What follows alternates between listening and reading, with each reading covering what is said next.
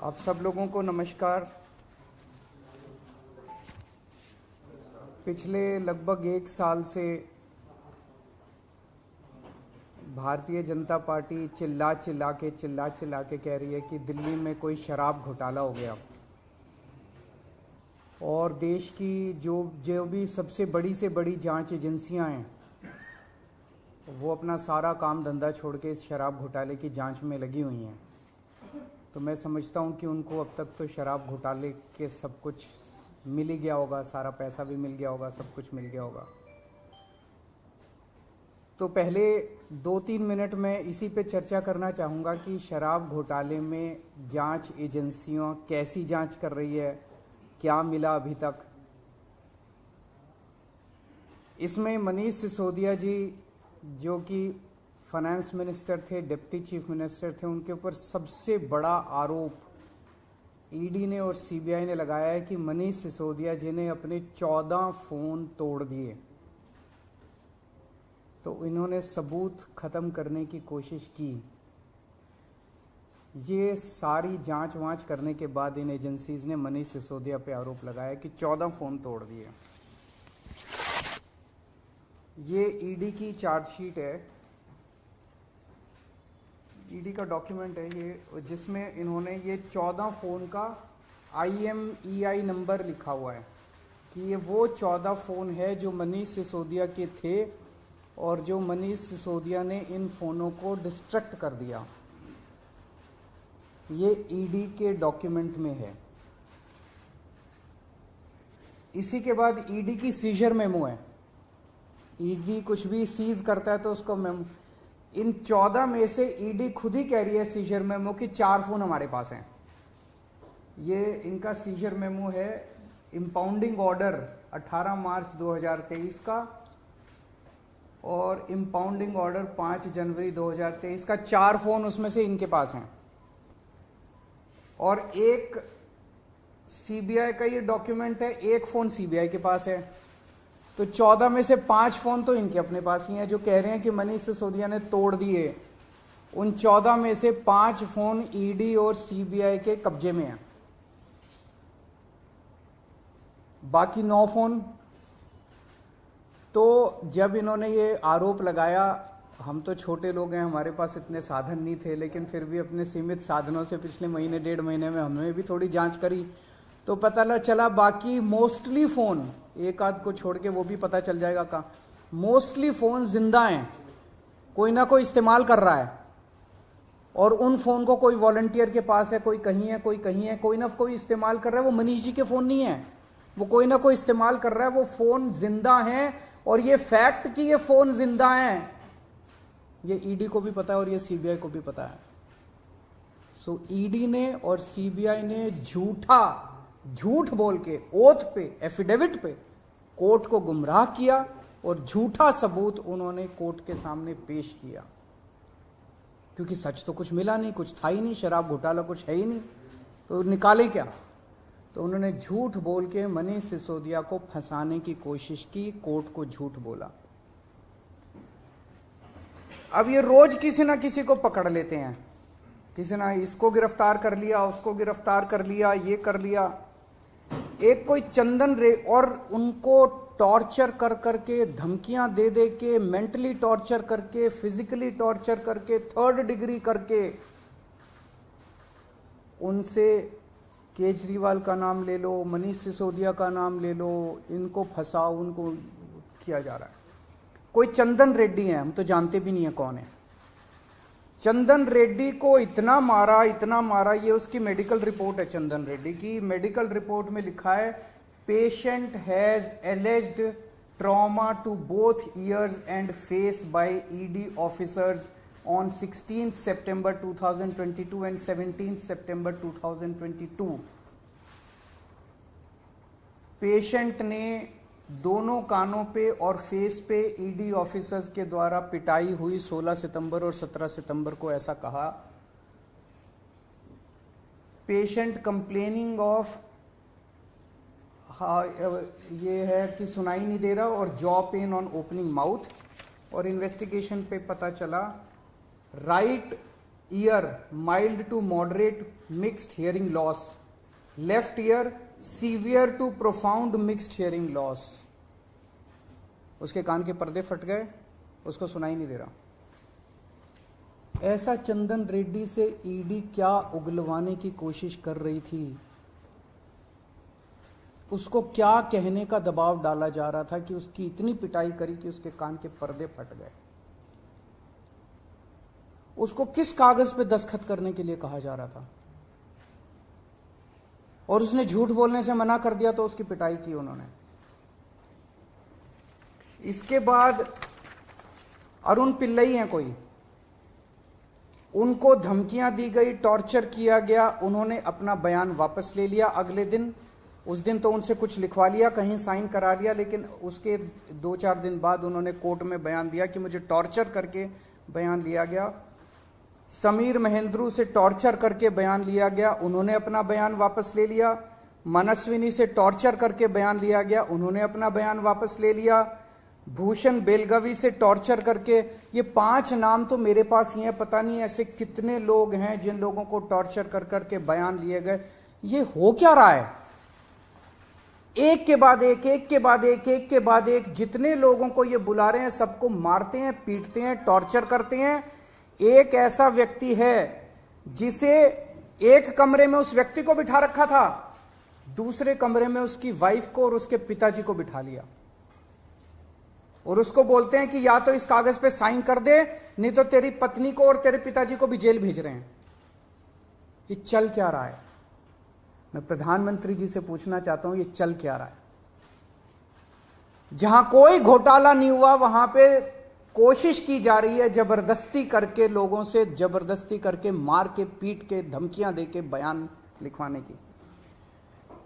एक व्यक्ति है, उससे कहा गया कि कल देखते हैं तेरी बेटी, उसकी 2 जवान बेटियां हैं, कल देखते हैं तेरी बेटी कॉलेज कैसे पहुंचती है। ये जांच चल रही है इन लोगों के। एक व्यक्ति है, उसके वकील ने कोर्ट में खड़े होकर कहा कि हमारे मुवक्किल के, मेरे मुवक्किल के ऊपर दबाव डाला जा रहा है कि दिल्ली के पॉलिटिशियंस का, कोर्ट के अंदर खड़े होकर उसने बोला कि मेरे मुवक्किल के ऊपर दबाव डाला जा रहा है कि आप दिल्ली के पॉलिटिशियंस का नाम लीजिए। ये इनकी जांच चल रही है। इस सारी जांच करने के बाद, 1 साल जांच करने के बाद, ये आरोप लगाते हैं कि 100 करोड़ रुपए की रिश्वत ली गई और दी गई। वो 100 करोड़ रुपया कहां है? एक नया पैसा कहां है वो 100 करोड़ रुपया? सब इतनी 400 से ज्यादा रेड हो चुकी हैं। मनीष सिसोदिया जी के घर पे रेड हो गई, इतने सारे दूसरे लोग, वो पैसा है कहां? एक नया पैसा नहीं मिला 100 करोड़ रुपए का, ना कोई ज्वेलरी मिली, ना कोई मनीष जी के घर पे गद्दे भी फाड़ दिए इन्होंने, उनके गांव भी हुआ है, उनके बैंक लॉकर भी छान मारे, कुछ नहीं मिला 100 करोड़ में से। फिर आरोप लगाया कि 100 करोड़ रुपया गोवा के चुनाव में इस्तेमाल हुआ है। जी, गोवा के हमारे जितने वेंडर्स थे जिनसे हमने काम कराया था, सारे वेंडर्स पे रेड मार चुके ये लोग। सारे वेंडर्स को इन गिरफ्तार कर करके स्टेटमेंट ले चुके, वहां कुछ नहीं मिला, सारी पेमेंट चेक से हुई है हमारी। सारा हिसाब किताब इलेक्शन कमीशन को दिया हुआ, वहां भी कुछ नहीं मिला। गोवा चुनाव के अंदर इनको धेला नहीं मिला, तो पैसा गया कहां? अगर रिश्वत ली तो पैसा गया कहां? अरे पैसा तो तब मिलेगा ना जब रिश्वत ली गई होगी और रिश्वत दी गई होगी। आज मैं इस प्रेस कॉन्फ्रेंस में कह रहा हूं कि 17 सितंबर को शाम को 7 बजे मैंने नरेंद्र मोदी को 1000 करोड़ रुपए दिए थे। कर लो गिरफ्तार उनको। ऐसे तो कोई भी इस देश में खड़ा होकर कुछ भी कह देगा। मैं कह रहा हूं कि नरेंद्र मोदी को 17 सितंबर की शाम को 7 बजे मैंने 1000 करोड़ रुपए दिए थे। गिरफ्तार करोगे इस बेसिस पे नरेंद्र मोदी को? भाई मेरे पास कुछ सबूत तो हो कहने का। कोई तो मैं कहूंगा भाई मेरे पास ये सबूत है, मैंने दिए थे। ऐसे ही कोई कुछ भी खड़ा होकर कह देगा और गिरफ्तार कर लोगे। 100 करोड़ रुपए दिए, 100 करोड़ रुपए दिए गोवा चुनाव। अरे कहां है सबूत? कोई सबूत नहीं है। ये पॉलिसी इतनी शानदार पॉलिसी थी, ट्रांसपेरेंट पॉलिसी थी, जो भ्रष्टाचार खत्म कर देती पूरे के पूरे शराब सेक्टर में। ये इस बात से साबित होता है कि ये पॉलिसी जब पंजाब में लागू की गई, पूरी कॉपी पेस्ट पॉलिसी है, जब पंजाब में लागू की गई तो इस पॉलिसी से 50% रेवेन्यू 1 साल के अंदर बढ़ गया। 50% रेवेन्यू दिल्ली के अंदर इन्होंने लागू नहीं की, करने दी, पंजाब के अंदर इनकी चली नहीं, क्योंकि पंजाब एक फुल स्टेट है।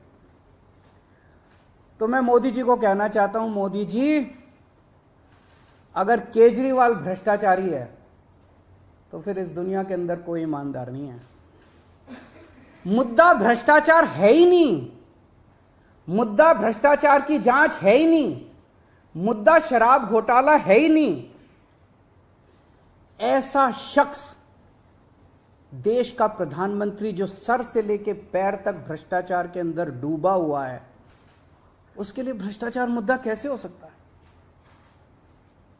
पिछले मार्च के आखिरी हफ्ते के अंदर मैंने इतने सारे असेंबली के अंदर इतने सारे गिनाए थे भ्रष्टाचार जो इन्होंने किए हैं, इतने भ्रष्टाचार गिनाए थे। इन्होंने तो मेरे को तभी कह दिया था उस दिन, जिस दिन असेंबली में मैंने स्पीच दी थी, शाम को संजय सिंह का मैसेज आया कि अरविंद जी अब अगला नंबर आपका है। कल सत्यपाल मलिक जी ने एक इंटरव्यू दिया, मैं वो सुन रहा था। सत्यपाल मलिक जी ने कहा मोदी जी को भ्रष्टाचार से कोई परहेज नहीं है। ये मैं तो नहीं कह रहा हूं, ये तो उनके अपने गवर्नर कह रहे हैं। सत्यपाल मलिक जी कौन है? सत्यपाल मलिक जी मोदी जी के बहुत खास लोगों में गिने जाते थे।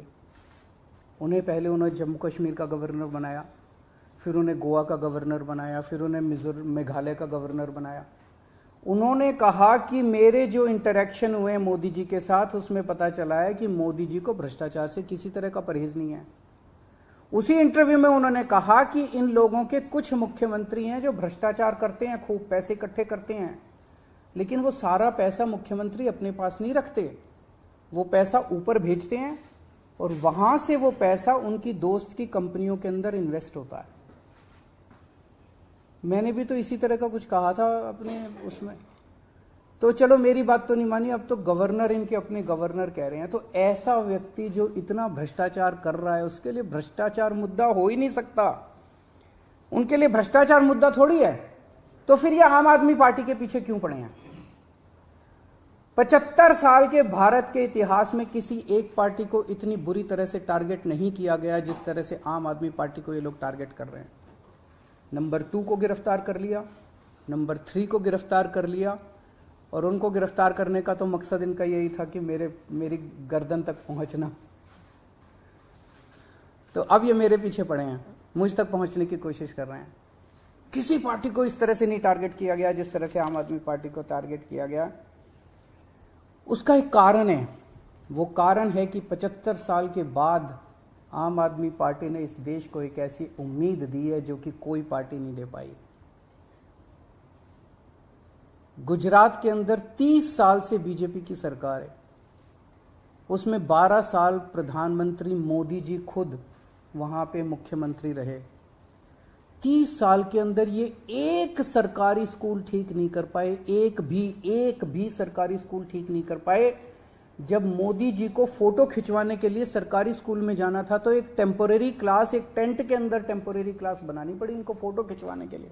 फोटो खिंचवाने लायक सरकारी स्कूल भी नहीं बना पाए। और 5 साल के अंदर दिल्ली के हमने सारे सरकारी स्कूलों का कायाकल्प कर दिया। 5 साल के अंदर हमने सारे सरकारी स्कूल ठीक कर दिए। इस देश के लोगों को आम आदमी पार्टी ने एक उम्मीद दी है कि केवल आम आदमी पार्टी उनकी गरीबी दूर कर सकती है, उनको शिक्षित कर सकती है, उनके बच्चों को रोजगार दे सकती है। आम आदमी पार्टी ने इस देश के लोगों को उम्मीद दी है। प्रधानमंत्री जी उस उम्मीद को कुचलना चाहते हैं। प्रधानमंत्री जी नहीं चाहते कि वो उम्मीद आगे बढ़े, क्योंकि अभी तक इन सारी पार्टियों को की मिलके जो लूट चल रही थी, अगर इनको स्कूल बनवाने पड़ गए, इनको अस्पताल बनवाने पड़ गए, तो उनको लूटने के लिए पैसे नहीं बचेगा। तो कल इन्होंने मेरे को बुलाया है, मैं जाऊंगा कल सीबीआई में, और मैं फिर से अंत में यही कहना चाहता हूं कि प्रधानमंत्री जी, अगर केजरीवाल चोर है, केजरीवाल भ्रष्टाचारी है, तो इस दुनिया में कोई ईमानदार नहीं है। सर, क्या आपको आशंका है कि कल जब आप पूछताछ जाएंगे तो गिरफ्तारी हो सकती है आपकी? संडे का दिन है, जैसे मनीष जी को अरेस्ट किया था, आप नहीं कर सकते? भाई ये बीजेपी वाले तो मैं कल से देख रहा हूँ प्रेस कॉन्फ्रेंस कर करके यही कह रहे हैं कि केजरीवाल को गिरफ्तार करेंगे। तो अगर बीजेपी ने सीबीआई को ऑर्डर दे दिए हैं कि गिरफ्तार करना है, तो फिर सीबीआई उसको नकार कैसे सकती है? बीजेपी के ऑर्डर तो मानेंगे वो लोग। Thank you.